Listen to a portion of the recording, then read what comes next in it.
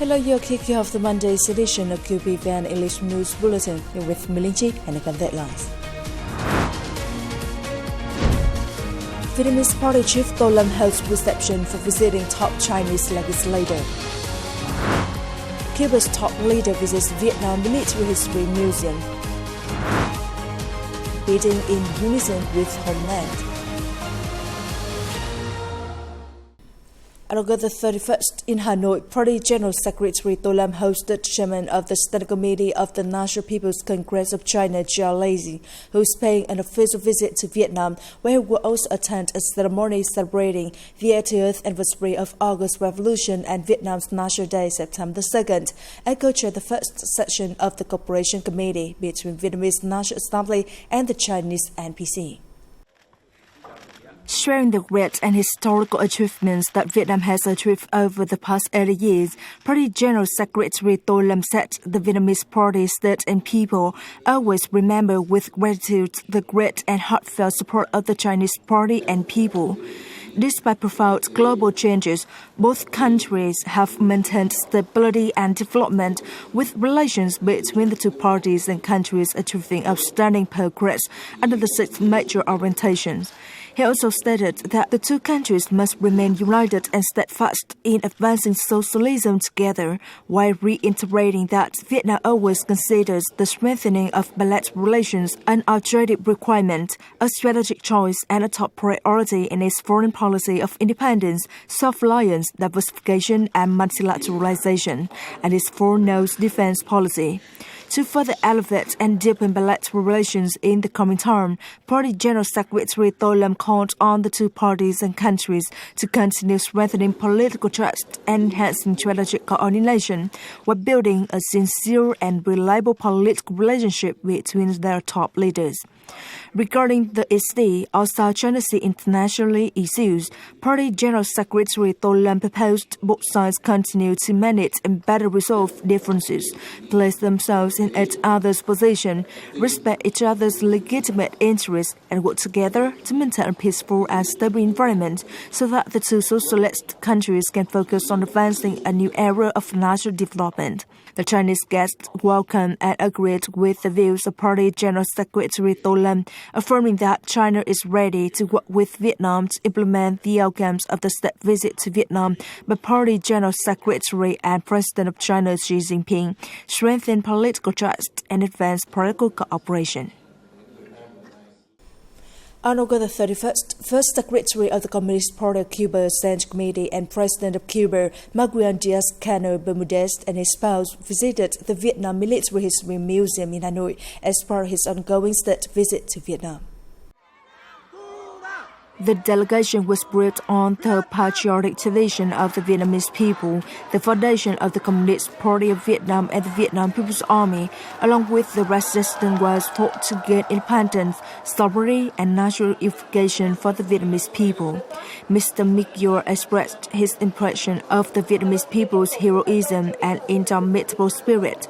He also honored generations who devoted their lives to the cause of national liberation, independence, and protection, knowing that Vietnam's historic achievements continue to inspire Cuba, as both nations share aspirations for sovereignty and social justice. Earlier, the delegation laid flowers at a monument dedicated to Cuban military experts who had supported Vietnam during past struggles at the museum. On the afternoon of August 31st, the Central Military Commission, Ministry of National Defense, organized a ceremony to bestow the Military Exploit Order on leaders of the Ministry of National Defense for their great contributions to the cause of building the Vietnam People's Army, National Defense and Protection.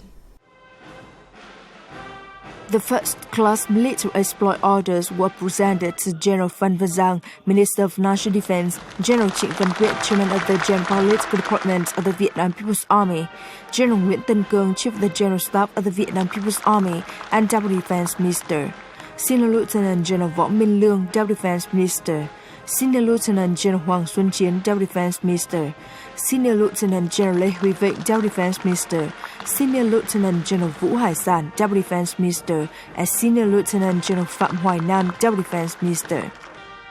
The second-class military exploit orders were given to Senior Lieutenant General Nguyễn Hồng Thái, Deputy Defense Minister, Senior Lieutenant General Nguyễn Trường Thắng, Deputy Defense Minister, and Senior Lieutenant General Nguyễn Văn Hiền, Deputy Defense Minister. The leaders honored these time-experienced cadres fought through practical work, combat, and unit building with a strong political will, pure revolutionary ethics, a exemplary lifestyle, high sense of responsibility, profound strategic thinking, excellently completing all society tasks, and making many important contributions to the cause of building the military, strengthening national defense, and developing and protecting the fatherland in the new period. As occasion of the 80th anniversary of the August Revolution and National Day, September the 2nd, on August the 31st, General Phan Văn Giang, Minister of National Defense, and the delegation of the Central Military Commission and Ministry of National Defense offered incense to President Ho Chi Minh and visited former leaders of the party, state, and military. General Phan Văn Giang and the delegation expressed their profound gratitude for the great contributions of the former leaders to the revolutionary cause of the party, state, and the cause of building the Vietnam People's Army.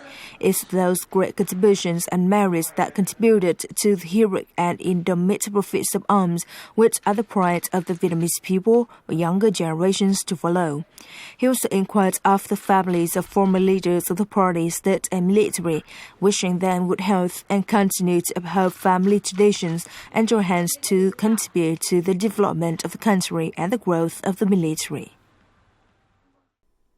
As occasion of accompanying Prime Minister Phạm Minh Chính to the Shanghai Cooperation Organization Summit and paying working visits in China, Senior Lieutenant General Hoàng Xuân Chiến, Deputy Minister of National Defense of Vietnam, met with representatives of Huawei Group Liu Kai. Senior Lieutenant General Hoàng Xuân Chiến emphasized that there remains vast potential for cooperation between the two sides. He proposed that Huawei continue to work closely with Theo to strengthen joint efforts in research, development, and transfer of 5G 6G technologies, expand the supply of 5G equipment in the Vietnamese market, ensure timely delivery, and support Vietnam in expanding to overseas markets. He also encouraged exploring new areas such as high-tech industries, digital transformation, and the design and production of solar power systems, electric vehicles, unmanned vehicles, and data centers. Coming up next, bidding in unison with Homeland. Echoes of historic altar. On every special occasion of the country, overseas Vietnamese across 5 continents turn their hearts towards the homeland. Of the historic days marking the 80th anniversary of the August Revolution and the National Day, many of them have traveled thousands of miles back home, carrying with them pride and honor to join the solemn and emotional footsteps of the military parade at Batting Square. Yet there are also those who cannot return home. Still, they all share the same heartbeat and the same ardent love for the two sacred words of Vietnam. Batting Square these days has been filled with a truly different atmosphere. Among the matching formations in the military parade on September the 2nd, there is a special formation who are overseas Vietnamese. Aware of the significance of this sacred ceremony, they have been thoroughly and seriously preparing for the parade. Being able to return to the country on such historic days is such a great honor and prideful.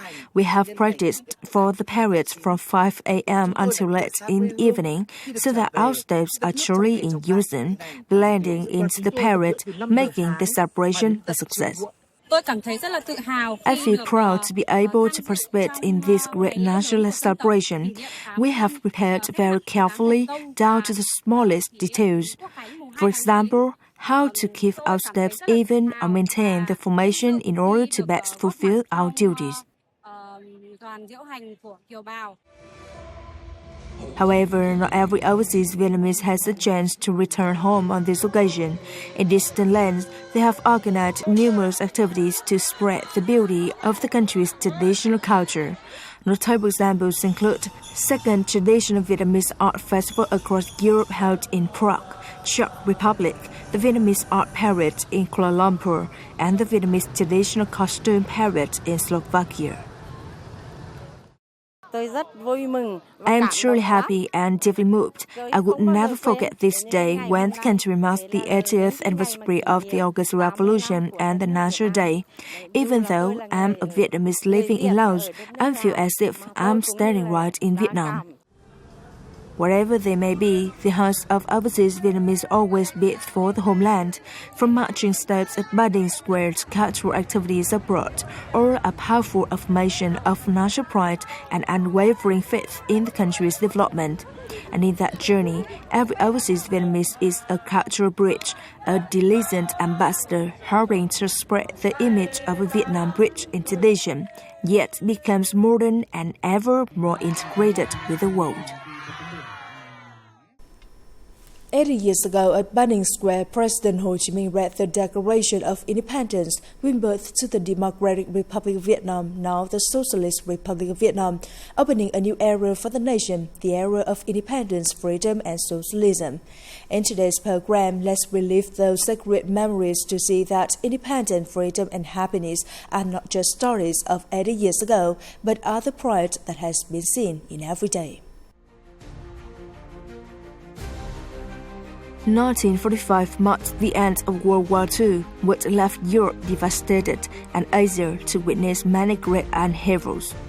In that context, in Indochina, a small nation achieved an unprecedented feat in the modern history of getting national independence from both colonial rule and fascist domination.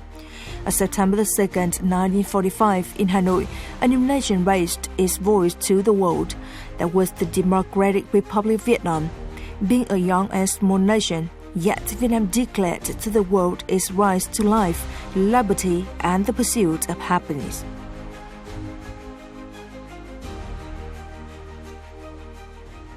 All the peoples on the earth are equal from birth or have a right to live, to be happy and free.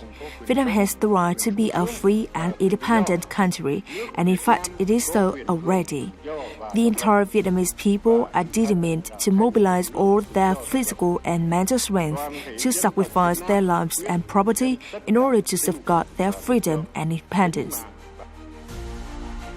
The sacred declaration opened up a new era for the Vietnamese people, an era of independence, freedom, and great aspiration to decide their own destiny. 80 years have gone by, but the spirit lives on and spreads in the hearts of Vietnamese people and international friends. I'm standing next to Amia Horowitz, a member of the Communist Party USA and also a close friend of Vietnam. Today, we visit house number 48 on Han Ngang Street, where President Ho Chi Minh drafted the Declaration of Independence 80 years ago, on August 1945. The sacred history marks here have been kept intact. It was in this small room on the second floor that President Ho Chi Minh penned the Declaration of Independence, announcing birth to the Democratic Republic of Vietnam. For Amia Horowitz, visiting the place where the Declaration of Independence of Vietnam was written was the cherished experience. It's a very special experience to be here today. And to this day, Vietnam remains an inspiration for people that are oppressed and fighting against their oppressors. The world over, everyone knows about Vietnam and its fight against the French for independence and its success against a much more powerful country. And people look to Vietnam and the leadership of Ho Chi Minh as inspiration in their struggles today against capitalism and warfare and neo-colonialism, settler colonialism. So it was extremely relevant at the time and remains relevant to this day. The story of Vietnam, a resilient nation, is always mentioned as the living symbol of the desire for independence, freedom, and justice. 80 years have passed for many people. Being present at Budding Square on the morning of September 2nd, 1945, is a truly unforgettable experience. As for teacher Nguyễn Tiến Hà, the sacred moment is seared into his mind, a relentless loop playing in his memory. We held our heads high and were proud that we are now an independent country.